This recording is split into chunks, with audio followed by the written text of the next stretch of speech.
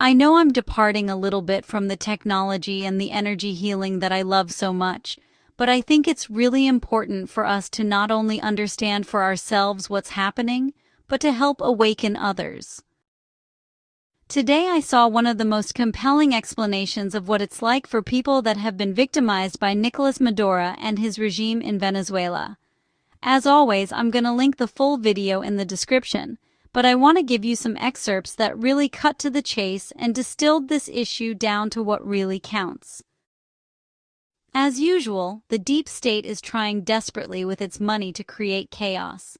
They're throwing everything but the kitchen sink into the motives for our arrest of Maduro, and some are always looking for the bad, and to instill those bad vibes in you. Their goal is to create hate and suspicion about the United States, and more specifically, President Trump. Is that surprising anyone? If an individual became so fixated on destroying another person's life, we would think they are crazy. I mean, that's all these people can do. Nothing constructive, no answers or problem solving, no investigations into thefts. Only 24/7 trying to get Trump. It's time to expose the truth, and the people of Venezuela are the ones that are doing it. I ran across a video of a very intelligent young Venezuelan woman who used to work in banking for her country's government. The vultures can spend hours trying to spin some evil underpinnings, but what really matters is the people who are most affected by this arrest, and that's the people of Venezuela who have the most value perspective on the situation. This girl really touched me, and I have to share it with you. She warns the people marching to free Maduro that they don't have a clue what it's like to live in a socialist country where you have to eat other people's garbage to survive. This isn't a drug addict or a street person. This is a young mother who has been horribly victimized, living in fear for herself and her loved ones, many who are still in Venezuela. You know, I was well-traveled before, and I envy some other cultures sometimes, like the free spirit of the French or the expressiveness of the Italians. But this channel has made me realize that no matter how bad I've had it, there are people with true suffering every day. People that live in areas when alarms and bomb shelters are a regular occurrence. People who will be shot in the streets if they say something against the government. This is what the majority of the people of the world are fighting to end, and the dark ones are fighting to continue. She makes it clear that the fight isn't over, and all I keep hearing about is how people don't want boots on the ground. Even one of my favorite podcasts, Megyn Kelly, is looking at this from her own viewpoint, which is understandable, but she doesn't want to see her boys fighting in Venezuela. We get that. But if someone signs up for the military, if they're getting military benefits and military education, they signed up to serve our country.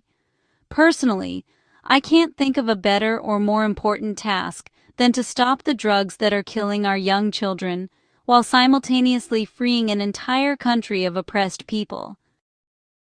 I hope this video will help us understand that not all immigrants are bad and steal from us. We can't feed the world, but we can teach them to fish. This is how it's done. Instead of throwing money at fraudulent NGOs, we are actually helping other countries become independent and prosperous. The full video includes an extensive history of Venezuela's oil and that they have oil in the ground that can't even be retrieved. So if you want the truth on the oil situation, go to the original video link, because she really lays it out. She also said that she'd love for Venezuela to become a part of the United States, and that she fled with nothing but a few diapers, a little milk, and the clothes on her back to save her child. It's time for healing, guys, but we must have an accurate picture of the past to move forward. I can't say it enough, guys. If you're just learning about the corruption, then you've got a lot to catch up on, and we're happy to get you up to speed because we've been watching this movie for over 10 years. And it's time to move on to the next stage of our awakening. It's time for the sleepers to wake up. It's time to start parenting our children for the future. It's time to expose the deep state and for the people of the world to claim the sovereignty that they are entitled to by the Creator. Yes, there's a lot of corruption.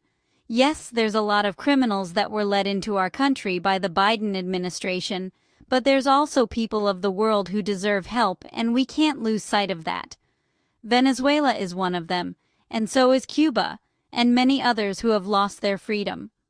Let it be a lesson and listen to these people, not the politicians who have become millionaires on our backs. There's a terrible danger in making general sweeping opinions about entire classes of people, and I don't think anyone wants that. The world is a very big place.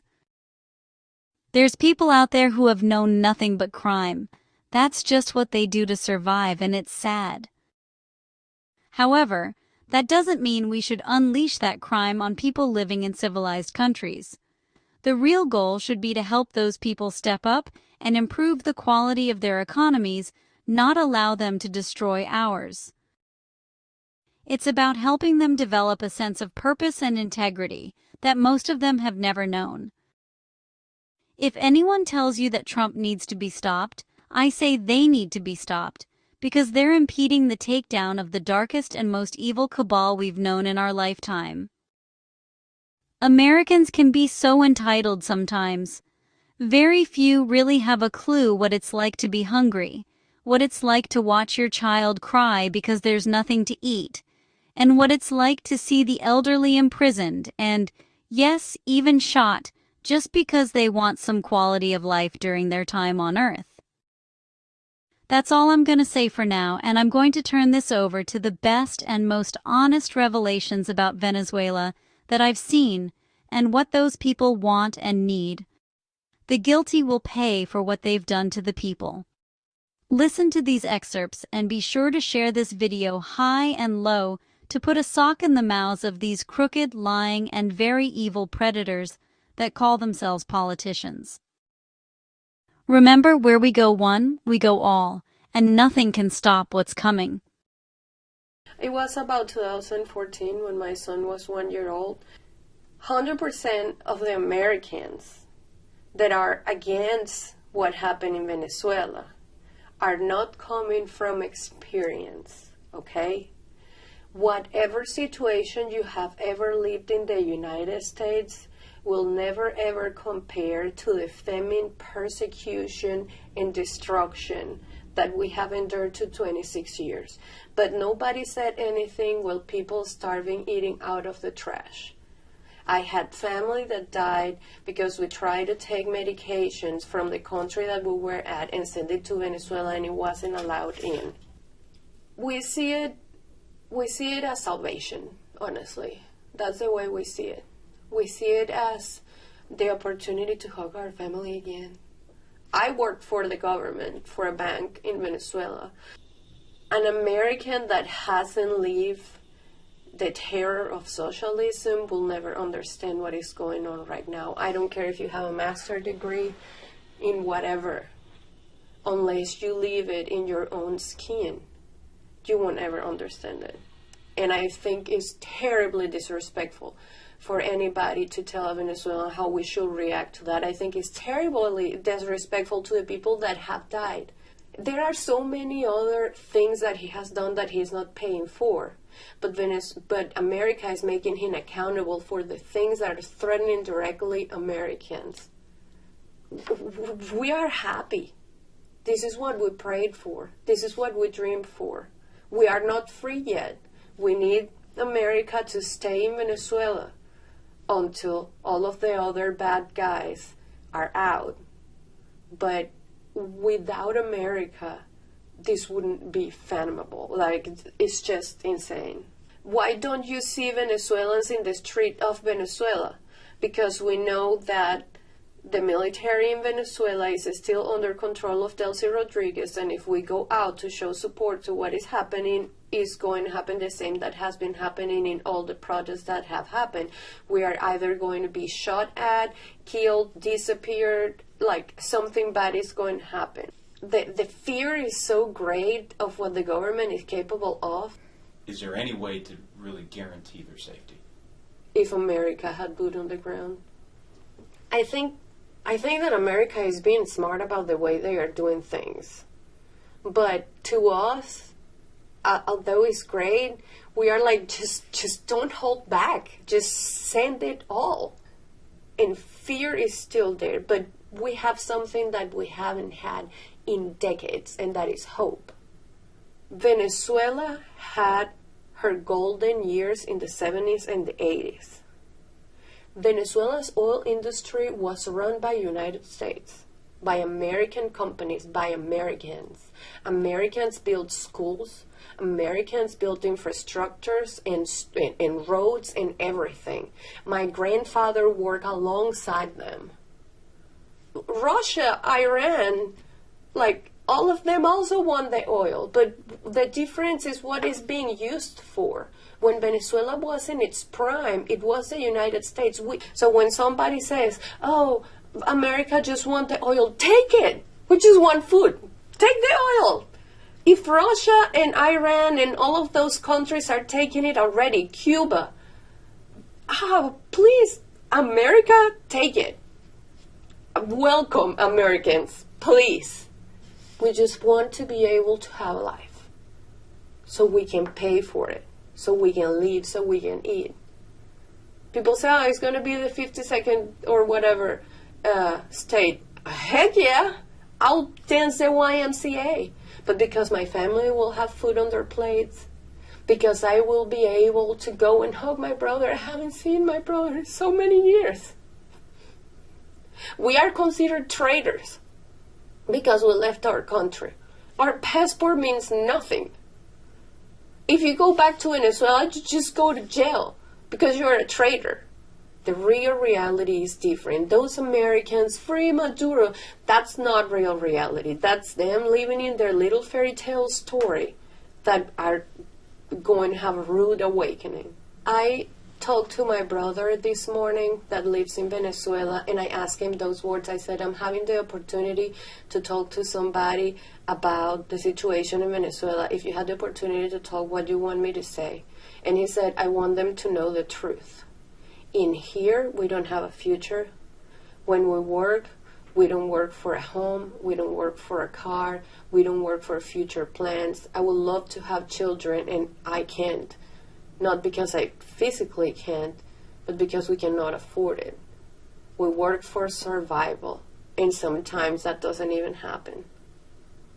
So the real reality is, as long as America continues on help, there may be a future.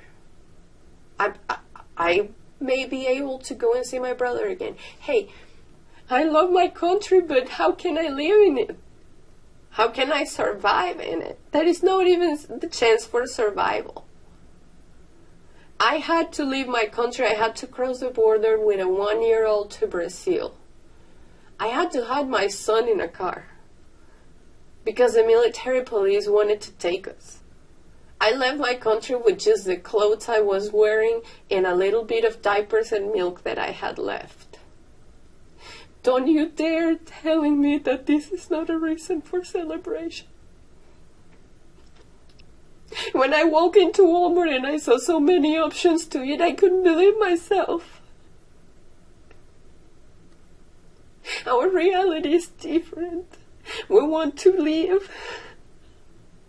And you guys have everything in this country, more than you could ever imagine.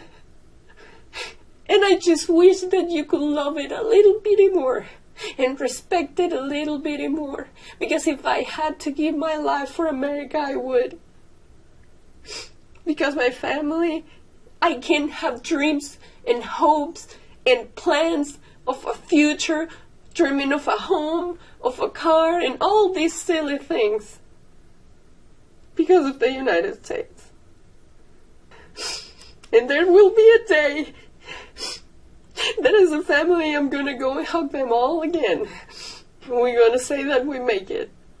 And that's because real men in uniform went and took that man away. And that is the truth.